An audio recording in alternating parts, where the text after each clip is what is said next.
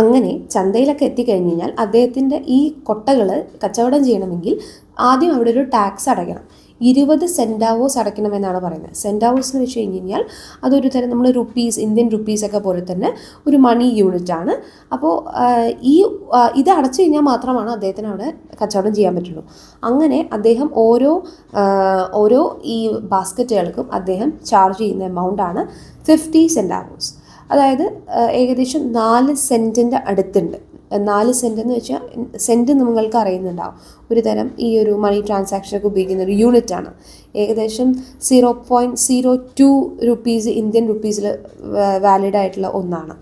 അപ്പോൾ 4 സെൻറ്റ്സിൻ്റെ ഏകദേശം അടുത്തുള്ളതാണ് 50 സെൻറ്റാവോസ്. ജസ്റ്റ് അതൊക്കെ ഒന്ന് നോട്ട് ചെയ്ത് വെച്ചാൽ മതി. അപ്പോൾ ഇങ്ങനെ ഓരോ ആളുകൾ ഇങ്ങനെ വരും. അപ്പോൾ ചില ആളുകളൊക്കെ ഇങ്ങനെ വില പേശും. ഈ ഒരു ചെറിയ സാധനത്തിന് 50 സെൻറ്റാവോസൊക്കെ വാങ്ങേണ്ട കാര്യമുണ്ടോ? ഇത് ഭയങ്കര വില കൂടുതലാണ്. ഇപ്പോൾ യൂഷ്വലി നമുക്കത് കാണാൻ പറ്റും. ഇപ്പോൾ അന്യദേശ സംസ്ഥാനങ്ങളൊക്കെ വരുന്ന തൊഴിലാളികൾ ചില ഇങ്ങനെ ചൂലും അതുപോലെ തന്നെ മാറ്റൊക്കെ വിൽക്കാൻ വരുമ്പോൾ നമ്മൾ യൂഷ്വലി മലയാളികൾ പോലും ഈവൻ അവരുടെ അടുത്ത് നിന്ന് ഇത്ര വിലയൊന്നും ഇല്ല, അതിന് കുറച്ചിട്ട് തരണം, അവർ 150 പറയും. പക്ഷെ നമ്മൾ അവസാനം അത് 50 രൂപയ്ക്കും 60 രൂപയ്ക്കൊക്കെ നമ്മൾ വാങ്ങും, അല്ലേ? അത് പ്രത്യേകിച്ച് എല്ലാ മലയാളികളുടെ ഒരു സ്വഭാവമാണ്. നമ്മൾ എവിടെ പോയാലും, ഇപ്പോൾ ഡൽഹിയിൽ പോയാലും അവിടെ ഓരോ മാർക്കറ്റുകളിലും നമ്മളിങ്ങനെ വില പേശി വാങ്ങാറുണ്ട്. അപ്പോൾ അതുപോലെ തന്നെയാണ് ഇവിടെ അദ്ദേഹത്തിൻ്റെ ഈ കൊട്ടകൾ കാണുമ്പോൾ ആളുകൾ എന്താണ്, ഏതിന് ഇത്ര വില ഒന്നുമില്ല, നിങ്ങൾക്ക് നാണല്ലേ ഇത്ര വില കൂട്ടി പറയാൻ, അതൊന്നും തരാൻ പറ്റില്ല എന്നൊക്കെ പറയാണ്. ചിലപ്പോൾ അയാളെ പറയും, നീ ഒരു കള്ളനാണ്, നിനക്ക് 50 സെൻറ്റാവോസൊക്കെ തരുന്നത് തന്നെ കഷ്ടമാണ്, ഇത് ഈ ഒരു കൊട്ടയ്ക്ക് 10 സെൻറ്റാവോസ് പോലും ഇല്ല, എന്നിട്ടാണ് അപ്പോൾ നിനക്ക് ഞാൻ 50 സെൻറ്റാവോസ് തരാൻ പോകുന്നത്, ഞാൻ വേണമെങ്കിൽ 20 തരാം, 20 തന്നാൽ ഞാൻ എടുക്കാം എന്നൊക്കെ ഒരു സ്ത്രീ ഇവിടെ പറയുന്നുണ്ട്. അങ്ങനെ അവസാനം അയാൾ ഒരു കൊട്ട 25 സെൻറ്റാവോസിന് വിറ്റു. അതായത് 50 സെൻറ്റാവോസ് എന്ന് പറയുന്നത് 25 സെൻറ്റാവോസിനാണ് അവസാനം അദ്ദേഹം വിറ്റത്. ഇനി അങ്ങനെ വിറ്റ് കഴിഞ്ഞാലും പൈസ കൊടുക്കുന്ന നേരത്ത് ചിലപ്പോൾ ഒരാൾ പറയും, അയ്യോ എൻ്റെ കയ്യിൽ ചേഞ്ച് ഇല്ല, എൻ്റെ കയ്യിൽ കുറച്ചും കൂടെ വലിയ നോട്ടാണ്, ഈ നോട്ട് തന്നാൽ തിരിച്ച് ബാക്കി തരാൻ പറ്റുമെങ്കിലാണ് എനിക്കിത് എടുക്കാൻ പറ്റുള്ളൂ. അങ്ങനെ അവസാനം കച്ചവടം എന്തിലാവും? 20 സെൻറ്റാവോസിൽ കച്ചവടം അങ്ങനെ തീരുമാനമാവുമെന്നാണ് പറയുന്നത്. അപ്പോൾ എന്താണ് ഇവിടെ അദ്ദേഹത്തെ ഇങ്ങനെ വില പേശി അദ്ദേഹത്തിൻ്റെ ആ ഒരു വസ്തുവിനെ വളരെ വില കുറഞ്ഞതായിട്ട് വ്യക്തികൾ കാണുന്നു. അത് നമുക്ക് എല്ലാവരുടെയും കാണുന്ന ഒരു സംഭവം തന്നെയാണ്. ഈ ഇന്ത്യൻ നേറ്റീവിന് ഒരിക്കലും ഒരുപാട് ക്വാണ്ടിറ്റിയിലൊന്നും ഈ കൊട്ടകൾ ഉണ്ടാക്കാൻ സാധിച്ചിട്ടില്ല. കാരണം അദ്ദേഹത്തെ സംബന്ധിച്ച് മാസ് പ്രൊഡക്ഷൻ ഒരുപാട് ക്വാണ്ടിറ്റിയിൽ ഉണ്ടാക്കുക തികച്ചും ബുദ്ധിമുട്ടുള്ള കാര്യമാണ്.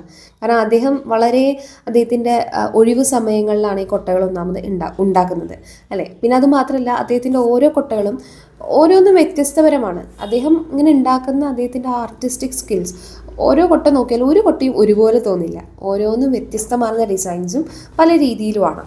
അതായത് ഇവിടെ ഒരു എക്സാമ്പിൾ പറയുന്നത്, എല്ലാം ഒരു ഇൻഡിവിജ്വൽ പീസ് ഓഫ് ആർട്ട് എന്നാണ് പറയുന്നത്. ഓരോ സ്ഥലത്തു നിന്ന് ഇപ്പോൾ 2 വലിയ ആർട്ടിസ്റ്റുകൾ 2 പെയിൻറ്റിങ്സ് വരച്ചു കഴിഞ്ഞാൽ 2 പേരുടെ പെയിൻറ്റിങ്സിലും വ്യത്യാസമുണ്ടാവും. എന്നപോലെ തന്നെയാണ് ഈ ഒരു വ്യക്തി 2 കൊട്ടകൾ ഉണ്ടാക്കി കഴിഞ്ഞ് കഴിഞ്ഞാൽ 2ഉം വ്യത്യസ്തമാർന്ന കൊട്ടകളായിരിക്കും എന്നാണ് ഇവിടെ പറയുന്നത്. അങ്ങനെ ഇപ്പോൾ അദ്ദേഹം ചന്തയിലൊക്കെ പോയിട്ട് അദ്ദേഹം കച്ചവടം ചെയ്യാൻ നോക്കിയിട്ട് അവസാനം ഒരു കൊട്ടകളും കച്ചവടം ആയില്ലെങ്കിൽ അദ്ദേഹം ഓരോ വീടുകളിലും കയറിയിട്ട് കൊട്ട വേണോ എന്ന് ചോദിച്ചിട്ട് കച്ചവടം ചെയ്യുമെന്ന് കാണിക്കുന്നു. അപ്പോൾ ചില വീടുകളിലൊന്നും ആളുകൾ ചിലപ്പോൾ അയാളൊരു പിച്ചക്കാരനായിട്ടോ അല്ലെങ്കിൽ അദ്ദേഹത്തെ ഒരു പട്ടിയെ പോലെ ഇറങ്ങിപ്പോടാ എന്നൊക്കെ പറഞ്ഞിട്ട് ഇൻസൾട്ട് ചെയ്യുന്ന രീതിയിലൊക്കെ അദ്ദേഹത്തെ ഇറക്കി വിടുമെന്ന് പറയുന്നു.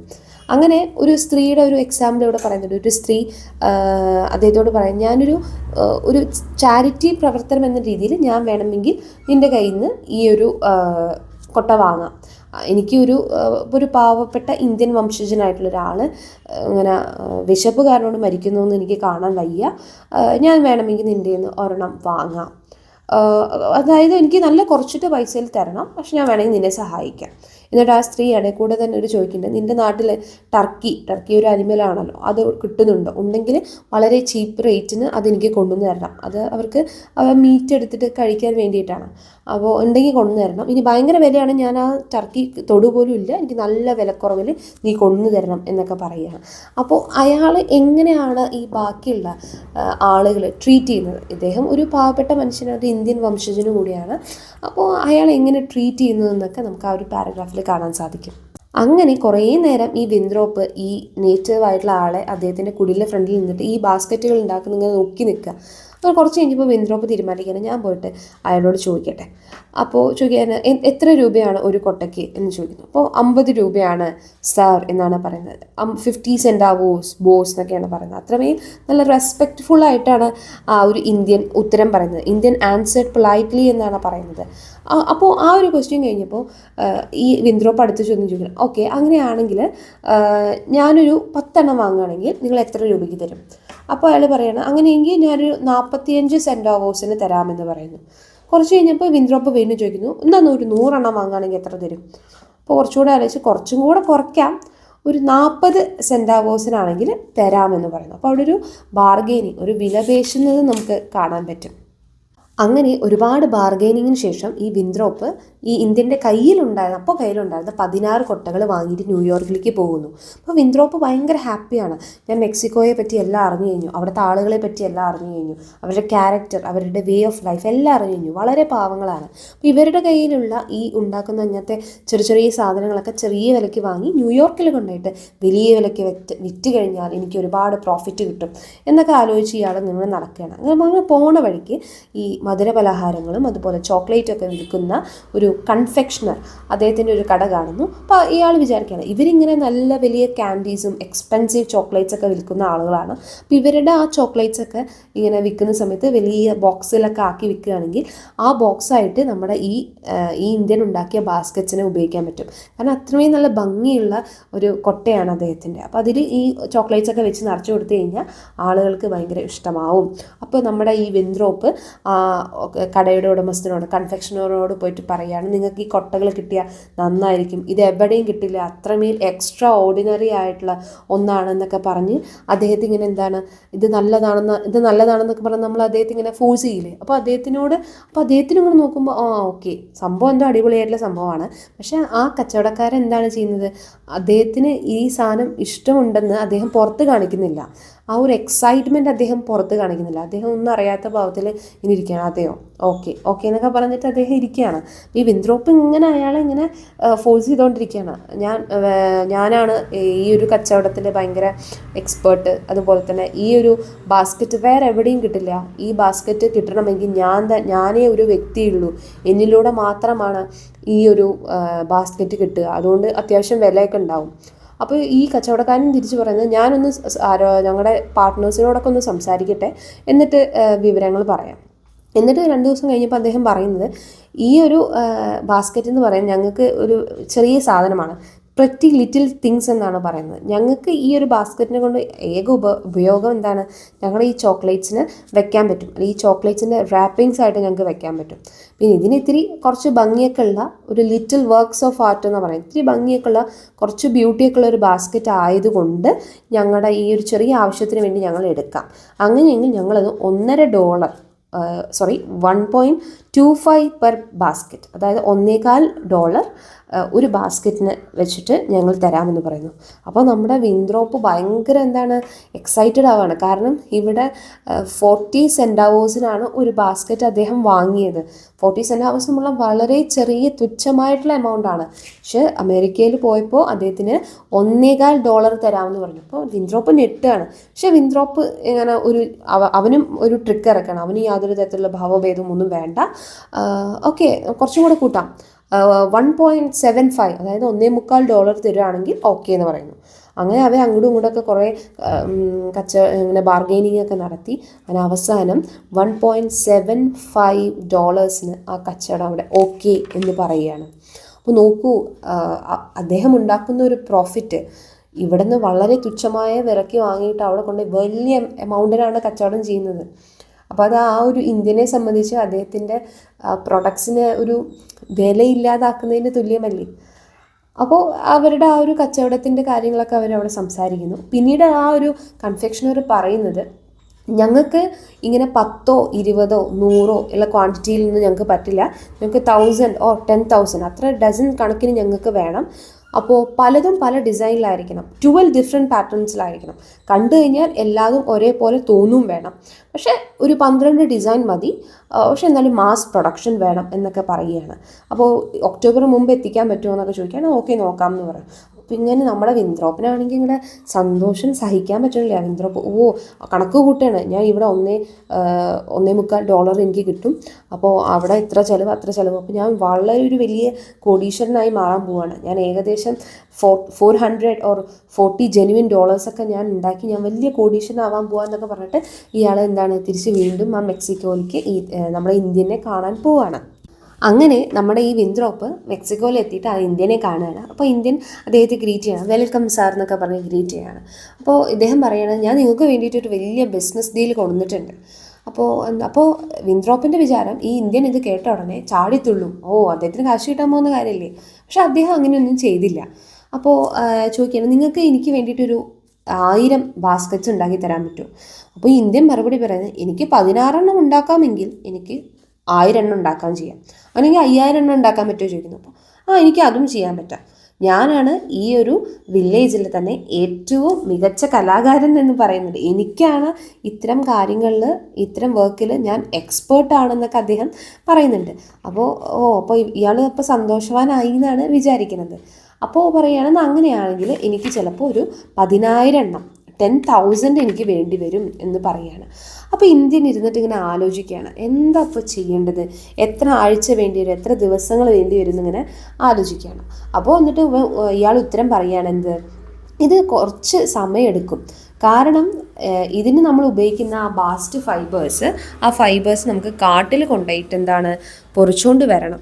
അപ്പോൾ അതിങ്ങനെ ഉൾക്കാടിലൊക്കെ പോയിട്ട് പറിച്ചുകൊണ്ട് വന്നിട്ട് അതിനിങ്ങനെ ഉണക്കാൻ വെക്കണം. ഉണക്കാൻ വെക്കുമ്പോൾ അതിൻ്റെ ആ ഒരു സോഫ്റ്റ്നെസ്സും അതിൻ്റെ ഒരു നാച്ചുറൽ ആ ഒരു രീതിയും ഒന്നും മാറാൻ പാടില്ല, അതിൻ്റെ നാച്ചുറൽ പ്രോപ്പർട്ടീസൊന്നും മാറാതെ അതിങ്ങനെ നല്ല ജീവനോടെ തന്നെയുള്ള നല്ലൊരു ഫൈബറായിട്ട് തന്നെ നിലനിൽക്കണം. അങ്ങനെ അതിൻ്റെ കൃത്യമായ രീതിയിൽ വളരെ സമയമെടുത്തിട്ട് മാത്രമാണ് നമുക്കത് ചെയ്യാൻ പറ്റുള്ളൂ. അതുപോലെ തന്നെ കാട്ടിൻ്റെ ഉള്ളിൽ പോയിട്ട് എനിക്ക് ചില വേരുകളിൽ നിന്നും പ്ലാന്റ്സിൽ നിന്നും ഇൻസെക്ട്സിൽ നിന്നൊക്കെ ആ ഒരു ഡൈ കൊണ്ടുവരേണ്ടി വരും. അപ്പോൾ ഈ ഒരു കളറൊക്കെ എങ്ങനെയാണ് കിട്ടുന്നത്, ഇവിടെ പറയുന്നുണ്ട്, the plants must be gathered when the moon is just right or they won't give the right color. അതായത് ഒരു പഴയ ട്രഡീഷണൽ ബിലീഫ് ഉണ്ട്, അതായത് ലൂണാർ ഫേസ്, അതായത് മൂണിൻ്റെ ആ ഒരു ഫേസ് ഉണ്ടല്ലോ, അത് ഓരോ ടൈപ്പിലാവും എന്നുള്ളത്, അത് പ്ലാന്റിൻ്റെ പ്രോപ്പർട്ടീസിനെ അഫക്റ്റ് ചെയ്യും എന്നുള്ളൊരു ബിലീഫ് ഉണ്ട്. അതുതന്നെയാണ് അദ്ദേഹം ഇവിടെയും പറയുന്നത്. ഈ പ്ലാന്റിലൊക്കെ ഉണ്ടാകുന്ന ഈ ഡൈസൊക്കെ അതിൻ്റെ ഓരോ സമയത്തും ഓരോ മൂണിൻ്റെ ഓരോ മാറ്റങ്ങളുടെ സമയത്താണ് ഉണ്ടാവുക. അപ്പോൾ നമുക്ക് ക്രെസൻറ്റ് മൂൺ, അതുപോലെ തന്നെ ഫുൾ മൂൺ, അങ്ങനെയൊക്കെ പറഞ്ഞ ഓരോ ഫേസസ് ഓഫ് മൂൺ ഉണ്ട് അല്ലേ. അപ്പോൾ അതിങ്ങനെ പൂർണ്ണമായി മാറുന്ന സമയത്താണ് ഇവിടെ ഓരോ പ്ലാന്റ്സിലും വേരുകളിലൊക്കെ ഓരോ കളറുകൾ ഉൽപ്പാദിപ്പിക്കാൻ തുടങ്ങുക എന്ന് പറയുന്നുണ്ട്. അതുപോലെ തന്നെ ഇൻസെക്ട്സിനൊക്കെ കാട്ടിൻ്റെ ഉള്ളിൽ പോയിട്ട് ഇങ്ങനെ പെറുക്കിയെടുക്കണം, അവരിൽ നിന്നാണ് നമുക്ക് റിച്ച് കളേഴ്സൊക്കെ കിട്ടുന്നത്. അപ്പം അതിനൊക്കെ നല്ല പണിയുണ്ട്. അതുകൊണ്ട് എനിക്ക് പെട്ടെന്നൊന്നും ഈ ഒരു 10,000 പറഞ്ഞ എമൗണ്ടിലൊന്നും എനിക്ക് ബാസ്ക്കറ്റ് ഉണ്ടാക്കാൻ സാധിക്കില്ല.